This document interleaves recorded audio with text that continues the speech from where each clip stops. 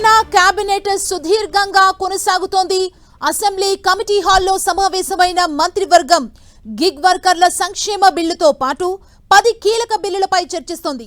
దాదాపు 4 లక్షల మంది గిగ్ వర్కర్లకు ప్రయోజనం కల్పించేలా బిల్లును సిద్ధం చేసినట్లు తెలుస్తోంది. అంతేకాకుండా సామాజిక భద్రత సంక్షేమ బిల్లుకు కేబినెట్ ఆమోదం తెలపనుంది. ఇదే అంశానికి సంబంధించి మరింత సమాచారం మా ప్రతినిధి కొండల్ మనకు అందిస్తారు. కొండల్, ప్రస్తుతం అసెంబ్లీ కమిటీ హాల్లో కేబినెట్ సమావేశం కొనసాగుతుంది. దీంట్లో పలు కీలక బిల్లులకు సంబంధించి కేబినెట్ లో చర్చిస్తున్నారు. వాటికి ఆమోదం తీసుకునేందుకు ఈ కేబినెట్ సమావేశంలో ప్రధానంగా ఉండబోతుంది.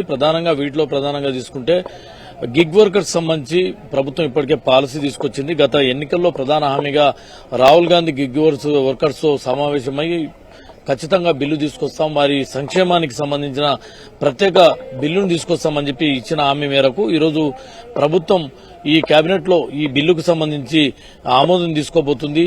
దీంతో పాటు ప్రభుత్వ ఉద్యోగులు ఎవరైతే తల్లిదండ్రులను నిర్లక్ష్యం చేస్తే ప్రభుత్వ ఉద్యోగుల జీతాల్లో కోత పెడతామని చెప్పి ఇప్పటికే సీఎం రేవంత్ రెడ్డి పదే సమావేశాల్లో ప్రస్తావించారు. దీనికి సంబంధించిన బిల్లును ఈ అసెంబ్లీ సమావేశాల్లో తీసుకురావాలని చెప్పి ప్రభుత్వం భావిస్తుంది. దీనికి ఈ కేబినెట్ సమావేశంలో ఆమోదం తీసుకోబోతున్నారు. ముఖ్యంగా గిగ్ వర్కర్స్ సంబంధించి దాదాపు రాష్ట్రంలో 3 నుంచి 4 లక్షల మంది గిగ్ వర్కర్స్ ఉన్నారు. వీరి సంక్షేమానికి సంబంధించిన దాంట్లో ఈ కీలక బిల్లును ఈరోజు కేబినెట్ ఆమోదం తీసుకోబోతుంది. దీంతో పాటు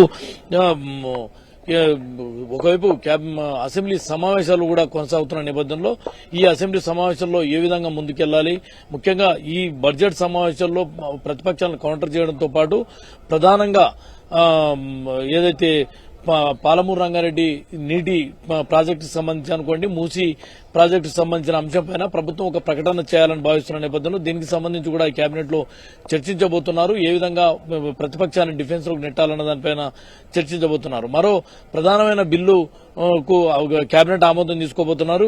గతంలో ఉన్న జీహెచ్ఎంసీ స్థానంలో 3 కార్పొరేషన్లు ప్రభుత్వం ఏర్పాటు చేసింది. జీహెచ్ఎంసీ గ్రేటర్ హైదరాబాద్ తో పాటు సైబరాబాద్ మున్సిపల్ కమిషనర్, అదేవిధంగా మల్కాజ్గిరి మున్సిపల్ కార్పొరేషన్. ఈ 3 కార్పొరేషన్ల నేపథ్యంలో గతంలో జీహెచ్ఎంసీ చట్టాన్ని మార్పులు చేయబోతున్నారు. ఆ స్థానంలో కొత్త చట్టాన్ని తీసుకురాబోతున్నారు. ఇప్పటికే జీహెచ్ఎంసీ పరిధిలోకి క్యూర్ మొత్తం జీహెచ్ఎంసీ అంటే ఔటర్ రింగ్ రోడ్డు యువతల లోపల మొత్తం క్యూర్ గా ప్రభుత్వం పరిగణిస్తుంది. ఒక ప్రత్యేక కార్యాచరణతో ముందుకెళ్తున్న నేపథ్యంలో ఈ చట్టానికి గతంలో ఉన్న జీహెచ్ఎంసీ స్థానంలో కొత్త చట్టాన్ని తీసుకొచ్చి రాబోతుంది. ఆ చట్టానికి ఈ కేబినెట్ సమావేశంలో ఆమోదం తీసుకోబోతున్నారు.